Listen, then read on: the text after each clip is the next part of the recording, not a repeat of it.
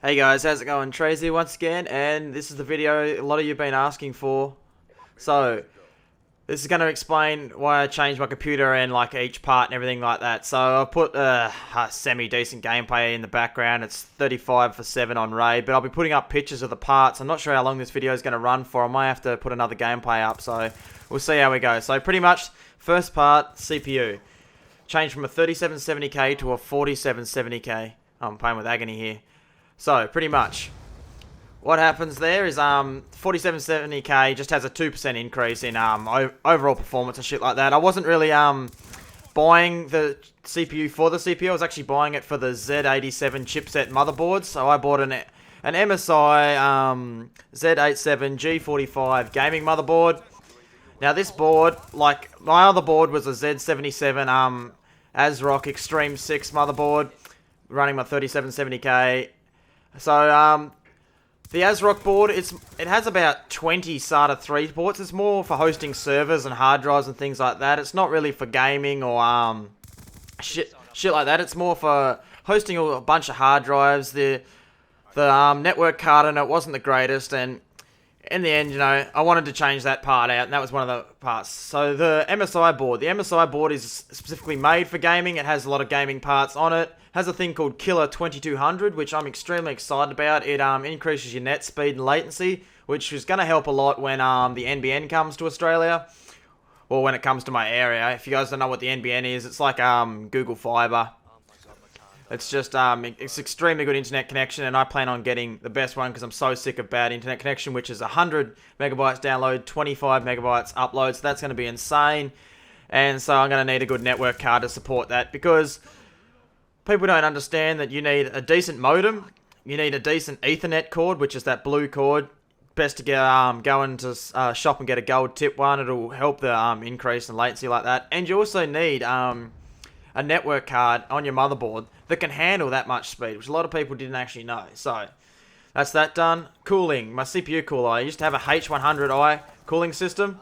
I changed that to an X60 Kraken. Yeah, I think that's the product name, the X60 Kraken.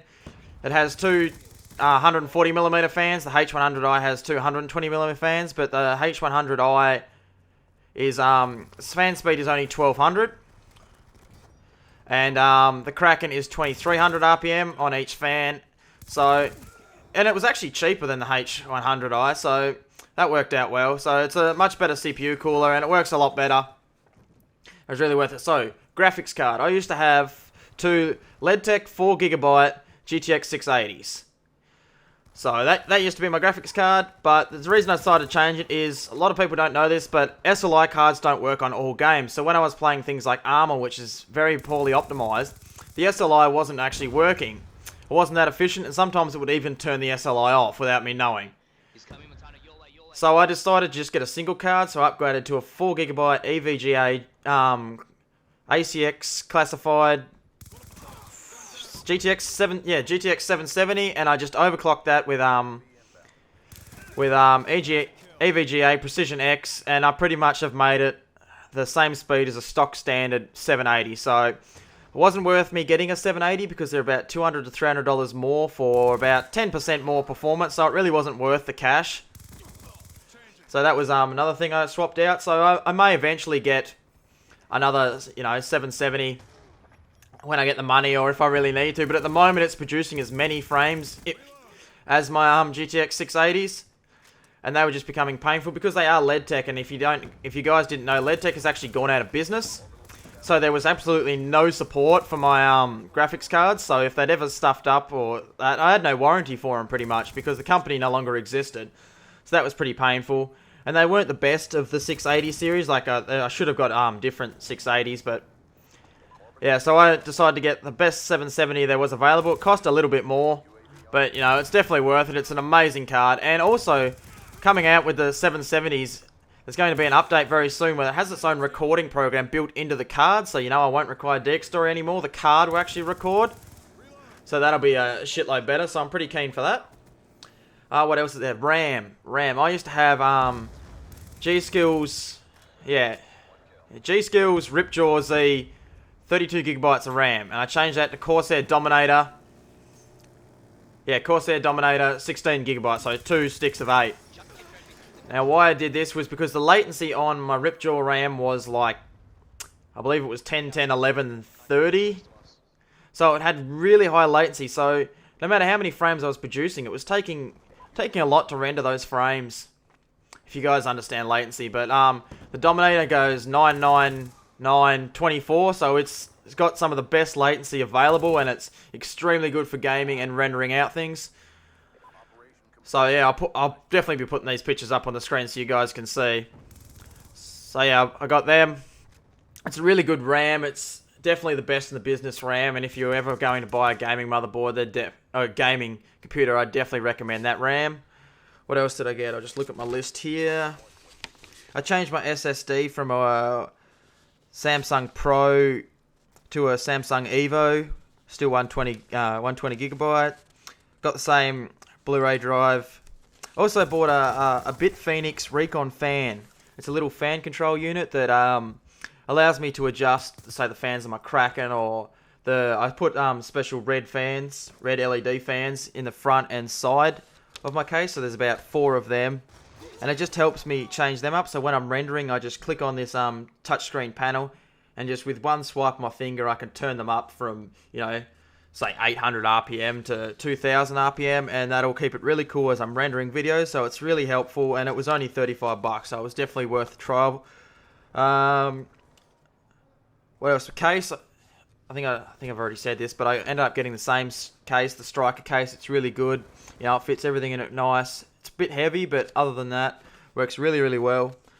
What else? I changed my power supply. I ended up, in the other one, I had a 1000 watt power supply, which is really unnecessary unless I was running like 3 Titans. But yeah, so I had a bit too much power supply there. So instead I changed it to a Thermaltake 850 watt Toughpower. And that works extremely well. It has a lot of support, and with the new MSI gaming motherboard, it has adaptive power mode. So when you're overclocking your CPU and things like that, it'll put the voltage up and down to where it is needed. So you don't even have to fiddle with that little bit. So that cuts that whole bit out, and it makes overclocking a lot simpler. So I've overclocked my 4770K to 4.5 like I did with the 3770K. Worked real good, and with my Kraken, it's keeping really cool. I love that cooling system.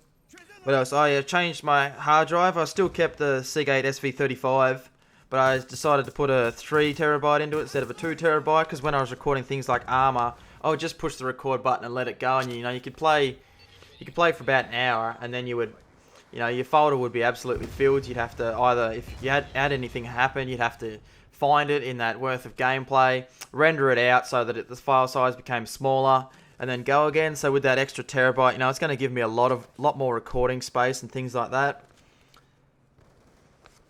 So the reason I changed some of the fans in my cases were basic case fans are generally only 800 to 1200 RPM. And so when you're overclocking or rendering out, or you need some airflow in there, you need something that's at least 1800 RPM or higher. What happens if you can make 1200 RPM fans go faster? Like, it is possible. It's just a setting. It's like the fan doesn't have a restrictor on it, but once you start doing that, the bearing in the fan will wear out, and you end up your fan will start to wobble or tilt slightly, and bits of fan can fly off everywhere, and then you can end up damaging further things in your case. And it's just it's not a good mess. Like, I've seen it. I've seen it in a friend's case. It was just absolutely awful.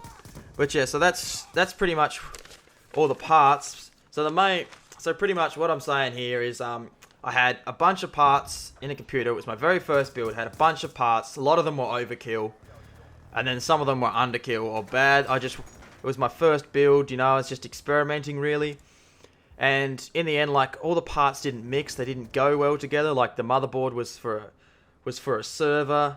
Hard drive was extremely good. CPU was extremely good. The cooler, I probably chose the wrong of the 2 coolers. The Kraken is a shitload better. What else? Power supply. Power supply was a bit overkill for what I had in it. Like, I didn't have anything extra running off it. Pretty much had the basic build of computer other than SLI graphics cards. But then again, like, SLI cards, as I said, a lot of games don't benefit from that. So you're only really getting a bit power from probably a card and a half. It does still work, but not the best. And especially in and when it's not optimized, it just cuts that out completely. So instead, I decided to make a full rig that's completely based around gaming. Everything's gaming parts. Everything works well towards gaming and media because, of course, on this YouTube media side, you need a good computer that can render out. And, you know, to record, you need those 8 threads of 4770. Otherwise, I probably would have got I think it's the 3650K. Probably would have got that if I wasn't doing anything media-wise, because that's probably one of the best CPUs for overclocking and things like that. Overclocking just means it increases power consumption on your CPU, but it just helps rendering out frames, things like that. And I'm actually getting pretty much the exact same frames, if not more, it seems, from this single card. Even when recording, I'm still pulling max 200 frames on COD just with this single card. So I'm extremely happy with my build in the end, even though I had that trouble with the motherboard about it being a dead board when I received it. But in the end, no, I'm happy about it all. I'm glad I made the decision. All these parts are brand new, so the warranties are sitting there. Like these are the now parts, whereas when I built my other computer, that was kind of the parts are in the past. Like as I was building my new computer, I knew these parts were coming out. So I was just like, should I wait? Should I wait? And of course, you know, I probably should have waited and just built this. But, you know, I got really antsy and was like, yeah, I want a gaming computer now. So I built that computer and it did really, really well. Other than the parts not combining that well, they were just dribs and drabs from different areas. But in the end, like now this is all one build with probably the best of, or, you know, the top 5 of each part. And it works amazingly well, like 10 times better. Like, I'm so glad that I did it. Just everything like that. Single card, I like that. You know, it all worked out well. And you know, I'm just preparing for the future really, because like the motherboard with that, as I was saying, the Killer 2200. A lot of people are calling that bullshit, but if it's not, I'm extremely looking forward to it. So when the NBN comes, you know, I'm going to have that good side of it, and you know, frames are going to be a lot better. And when they finally release that recording program for the 700 series of cards, I'll be jumping on that straight away, and I'll be one of the first people testing that out, hopefully. So I was just kind of building this computer more for the future, whereas the other one was just for the now, with parts that were actually getting quite old. So a lot of those parts, like if you go onto the site that I built this off, PC Case Gear, they don't even exist on there anymore. They've actually gotten rid of them, just making a line for these new parts that are available. So they don't really offer that much support for your old parts, and that ended up leading me into buying new things. So I thought, you know, if any of my parts get destroyed or, you know, fried or something like that, you know, they're not available. Like the motherboard was not available anymore unless I went to a different site. The power supply, that one doesn't exist anymore. Now, there were certain things like that, and of course my graphics cards, LED tech doesn't exist anymore. I know I sound like I'm repeating myself, but I'm really trying to get my point across of why I did this and why I thought it was a really good idea. And, you know, to help you guys understand, and maybe it might also inspire you guys to get some, you know, maybe if you've got an older rig, or it might inspire you guys to, you know, chuck me a couple of questions about what you should change to, or, you know, if you need any help with parts or stuff like that. Because building a computer is very easy.